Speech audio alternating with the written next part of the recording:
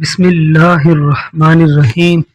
نیک مرد اور چال باز عورتوں کا واقعہ بیان کیا جاتا ہے کہ بنی اسرائیل میں ایک انتہائی نیک شخص رہا کرتا تھا جسے اللہ تعالیٰ نے ظاہری حسن و جمال بھی بہت دے رکھا تھا۔ وہ اپنے ہاتھ سے زنبیل بناتا اور فروخت کر کے اپنا گزر بسر کیا کرتا تھا۔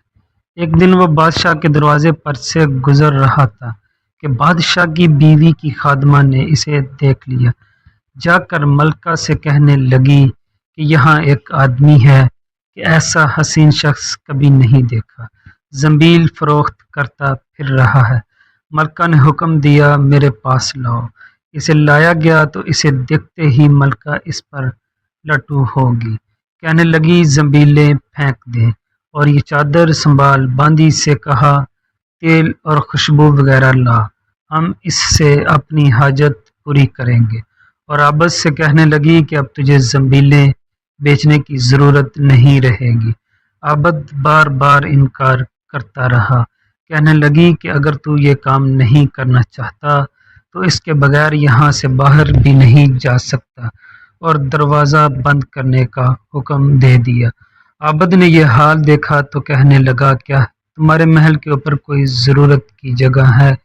کہنے لگی ہاں۔ باندی کو حکم دیا کہ اس کے لیے پانی وغیرہ اوپر لے جا۔ یہ عابد شخص اوپر چھت کے کونے کی طرف گیا، دیکھا کہ محل بہت اونچا ہے، کوئی ایسی چیز نہیں جس کے ساتھ لٹک کر نیچے اتر جائے، اور آخر اپنے نفس سے باتیں کرنا شروع کر دی کہ تو 70 برس سے اپنے رب کریم کی رضا کی طلب میں لگا رہا، رات دن اسی کی عبادت میں گزرتے تھے، تجھ پر آج ایک شام ایسی آئی ہے جو تیری اس تمام محنت کو ضائع کر دے گی۔ واللہ تجھ سے بڑھ کر کوئی خان نہ ہوگا۔ اگر یہ شام تیرے اعمال کو فاسد کر دے گی، آخر اللہ کو کیا منہ دکھائے گا؟ غرض اسی طرح سے وہ اپنے آپ کو خطاب کرتا رہا اور آپس میں باتیں کرتا رہا۔ حضور صلی اللہ علیہ وآلہ وسلم فرماتے ہیں کہ جب اس نے بلندی سے کود جانے کا تیہ کر لیا تو اللہ تعالیٰ نے جبرائیل علیہ السلام کو ندا دی۔ انہوں نے لبیک کہہ کر جواب دیا۔ ارشاد ہوا میرے بندہ میری معصیت اور ناراضگی سے بچنے کے لیے جان کی بازی لگا رہا ہے، جا اپنے پروں سے اس کو تھام لے اور اسے ذرا بھی تکلیف نہ ہونا پائے۔ چنانچہ جبریل علیہ السلام اپنے پر پھیلایا، اسے پکڑ کر یوں زمین پر رکھ دیا جیسے ایک مہربان باپ بیٹے کو رکھتا ہے۔ فرمایا کہ عابد یہاں سے سیدھا گھر گیا، زنبیلیں وغیرہ وہیں رہ گئی۔ سورج غروب ہو رہا تھا۔ بیوی کہنے لگی زنبیلوں کی قیمت کہاں ہے؟ کہنے لگا آج تو ان کا کچھ نہیں ملا۔ کہنے لگی تو آج رات افطار کس چیز سے کرے گا؟ کہنے لگا آج کی رات یوں ہی ذرا صبر سے کاٹ لیں گے۔ پھر کہنے لگا اٹھ کر تندور میں آگ جلا دے، اگر ہمارے ہمسائے تندور میں آگ نہیں دیکھیں گے تو نہ جانے کیا خیالات ان کے ذہنوں میں دوڑیں گے، خواہ مخواہ انہی پریشانی کا سامنا کرنا پڑے گا۔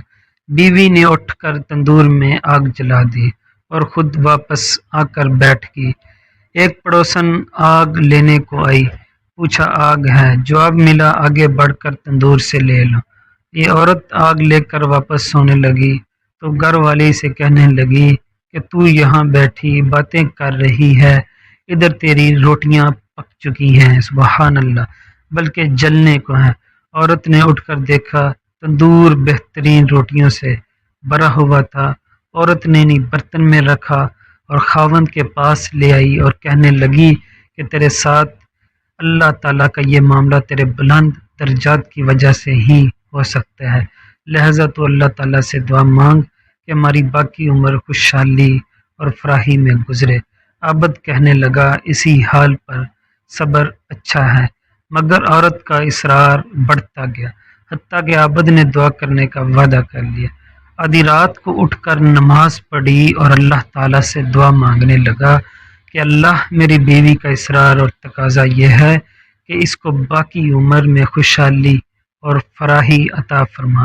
اتنے میں چھت پھٹ گئی، یاقوت اور موتیوں سے بھری ہوئی ایک تشتری نیچے آئی جس سے تمام گھر جگمگا اٹھا۔